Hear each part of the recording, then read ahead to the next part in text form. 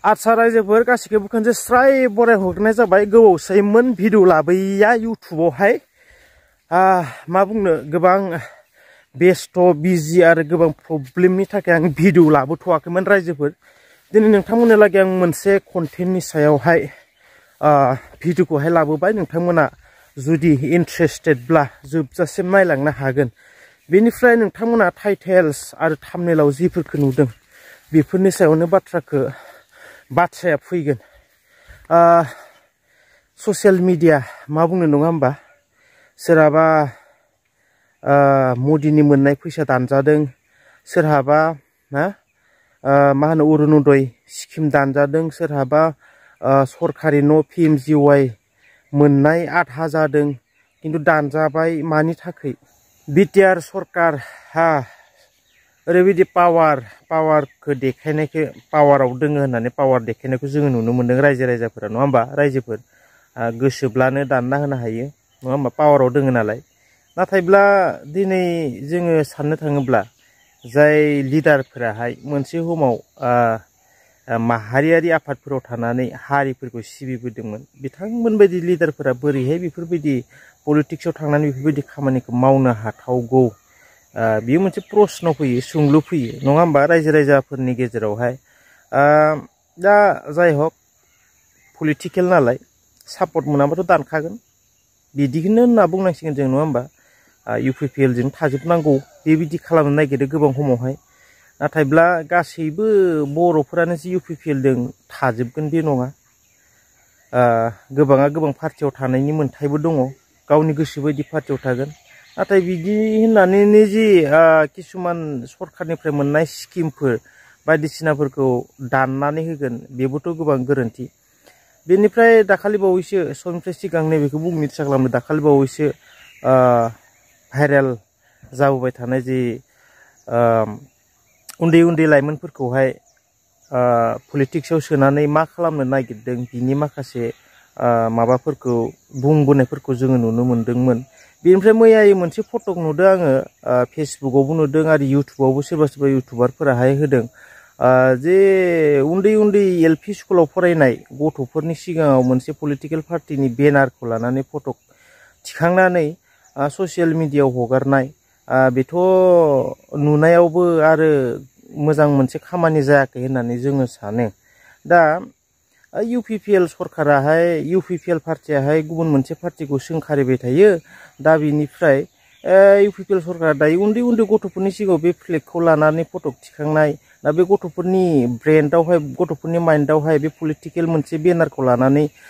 मा सोना होनाय जादोंना जायाखै बेखौ रायजो राजाफोरा कमेन्ट खालामनो हागोन नोंथांमोना मा सानो बे उन्दै LP स्कुलाव फरायनाय गारां होननाय गथ'फोरनि सिगाङाव जि बे फ्लेगखौ दिन्थिनानै फटक थिखांनाय बेयाव पलिटिकेलि माइन्ड सोना होनाय जादोंना जायाखै नोंथांमोना कमेन्ट खालाम रायजोफोर बिनिफ्राय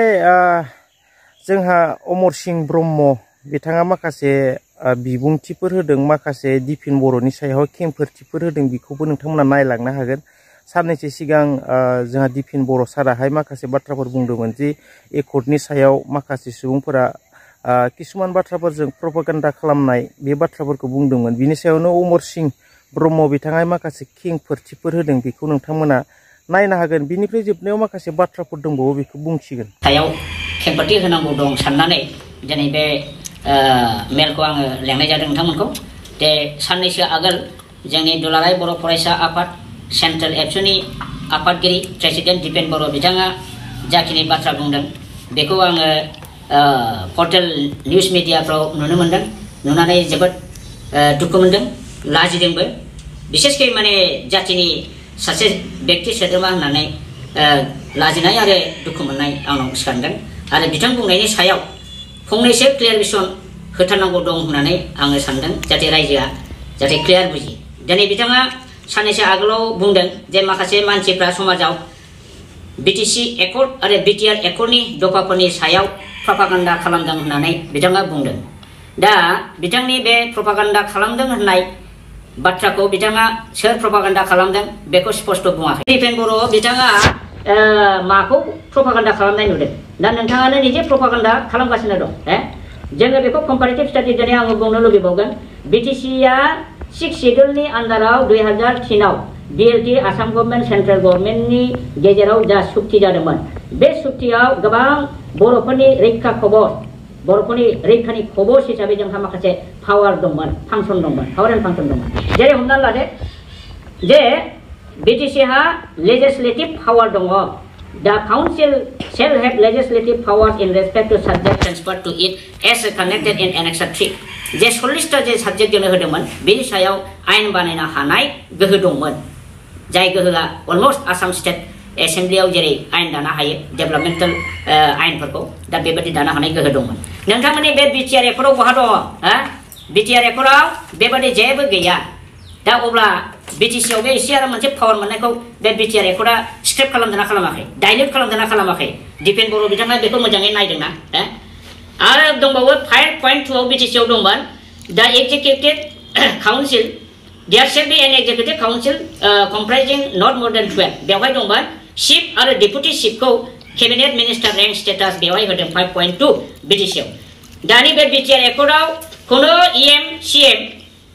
chief executive member Pramod Boro' आरो डेपुटि चिफ गोविन्द बसुमतारी बिथांमोननो केबिनेट मिनिस्टार रेंक होआखै दा जायनि फलाव बिथांमोनहा आगोलाव हाग्रामा महिलारि चिफ अफ दा BTC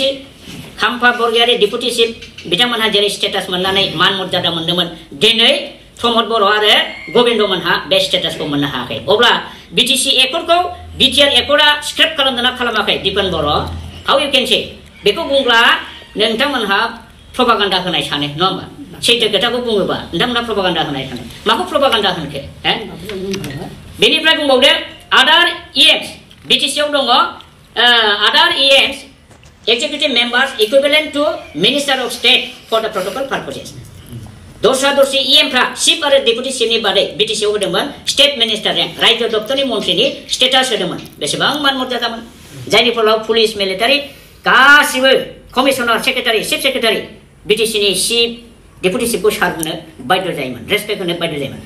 दिनै BTR एकर्डनि दारै प्रमद बर' बिथाङानो जा दिपेन बर'आनो जा सोरबा सोरबा सिगनेटरानो जा बिथांमोनहा मोजाङै स्टाडि खालामनानै नायखाना नायदिया दिनै केबिनेट मिनिस्टार रेंक होयैखायनोथ' आं सानदों दाखालि बावैसो चिफ मिनिस्टार हिमन्त बिश्व शर्माया जेला क'क्राझाराव फैयो अब्ला प्रमद बर' बिथांखौ सिकिउरिटिया उदै ओरै नारगारबाय थादों हिमन्तनि खाथियाव थांनो नागिरो आरो नारगारो मानो बिदि खालामजायाखै थारमाने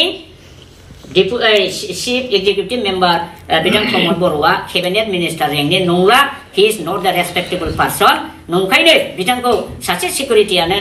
उदैयाव ओरै नारखाबाना आलगा आलगा खालामबाय थादों बे बर' हारिनि थाखाय बेसेबां लाजिनांथाव दुखु मोनथाव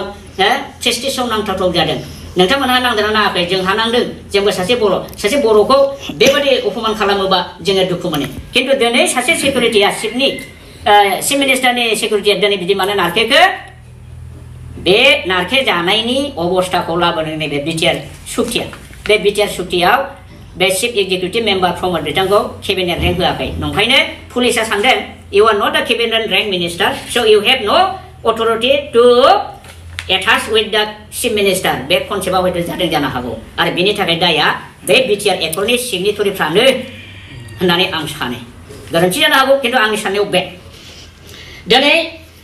बिथाङा होनदों BTR एकर्डआ आगोलनि BTC एकर्डखौ खुनु रोखोमै डाइल्युट खालामाखै होनदों मानो डाइल्युट खालामाखै जाखै BTC shall also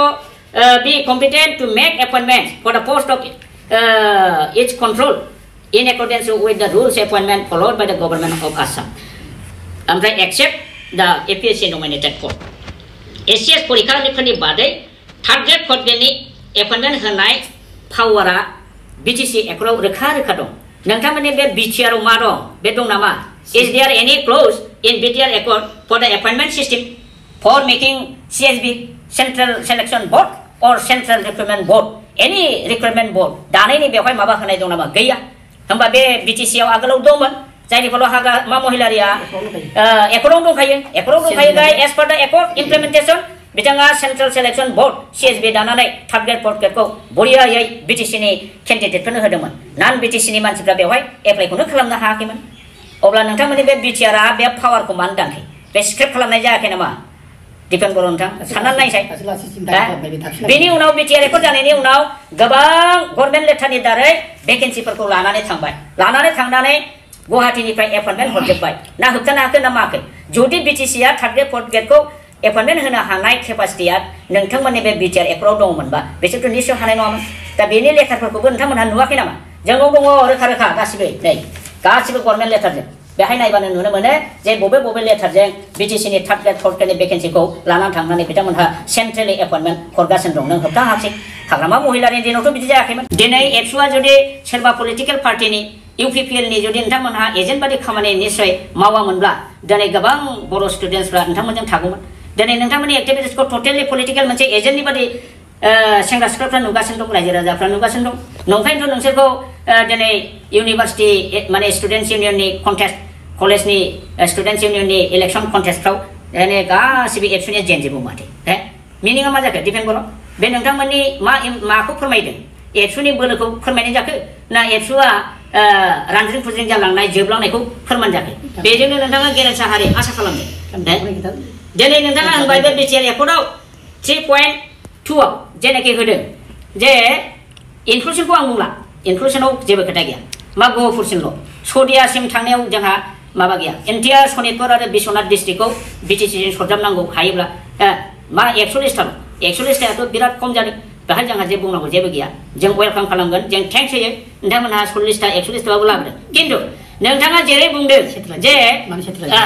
मा बुंदों नोंथाङा जे 3.2 आ एक्सक्लुसना जे बिटिसिनिफ्राय गामि दानख'नाया माबाबाय बर'फोरखौ दावराव जानायखाय थान्दा खालामनो नोंथाङा बेखौ लिरफ्लादों होनबाय बाबा माबादि खोथा बियो एक्टआवबो क्लजखौ लिरफ्ला जायो होमबालाय गासिबो लिरफ्लानायसो होमब्ला बेयो मा नोंथांनि बुंनाया नोंथ' एकदम चेनेलावनो बुंबायना बेखौ बर'फोरनि गरमखौ थान्दा खालामनोसो लिरफ्लादों बेखौ इमप्लिमेन्ट खालामा आसा खालामाबा मोजां बाथ्रा दा खालामहो जोंबो बेखौनो आसा खालामदों नोंथांजों जों हयथ' बे बेलायाव सापर्ट होगोन एनिवे बे एक्सक्लुसनखौ खालामहोनो नाङा नों जेरै इउटिउबाव बुंबाय बेबादिनो प्रेक्टिकेलावबो नोंथाङा बेखौ लाबोनो हिम्मत दङब्ला नोंथांमोना सिएसबि दानानै देखाय वी वेलकाम इट मानोना नोंथांमोननि बे बिटिआर एक्टआव बे जिनिसा गैया एपइन्टमेन्ट होनो हानायनि सिएसबि दानायनि पावार नोंथांमोननो बेवहाय होआखै इभेन बिटिआरआ गभबो नङा नोंसोरसो बिटिआर गभ होनो दाखालि दिपेन बर' नोंथाङा नोंनो होनबाय जे गभर्नमेन्टआ बिटिसिआनो दं एरियासो बिटिआर जादों होननानै दासो बोसोरथामनि उनावसो नोंथाङा बे जिनिसखौ रिलिज खालामबाय जाय मानसिफ्रा प्रब्लेमफोरखौ 3 बोसोरावबो बुजिया साननो हाया आरो बेफोर बिथांमोन बादि लिडारा बर' जातिखौ बोरै दैदेनगोन नंखायनोथ' डिलिमिटेसनाव बिसोरो 6टा एसटि मोननायावनो गोजोननानै थादों जोंथ' गोजोनाखै जोङो दाबि होदों बड'लेण्ड पिपल्स कमिटि अन डिलिमिटेसना जे 15थायाव 15थाबो एसटि जानांगौ आरो उदालगुरि आरो क'क्राझार मोननै लकसभा समस्तिया जोंना एसटि जानांगौ as per article 330 and 332 of Indian constitution जों दाबि खालामदों नोंथांमोना जों मदद होआखै आरो जोङो जेनाखै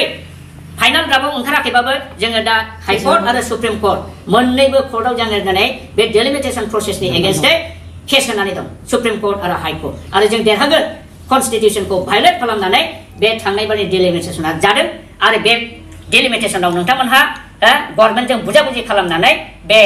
बिटिसिनि 15थानि जायगायाव 6थाल' एसटिखौ नोंथांमोनहा गनायनानै लादों आरो नंखायनो नोंथांमोनहा खरखा गावनानै रंजादों जों रंजायाखै दिनैसिमबो जोंहा फायदा दं हाइकर्ट गेलेगासिनो दं सुप्रिम कर्टआवबो गेलेगासिनो दङ जोङो आसाबादि जों देरहागोन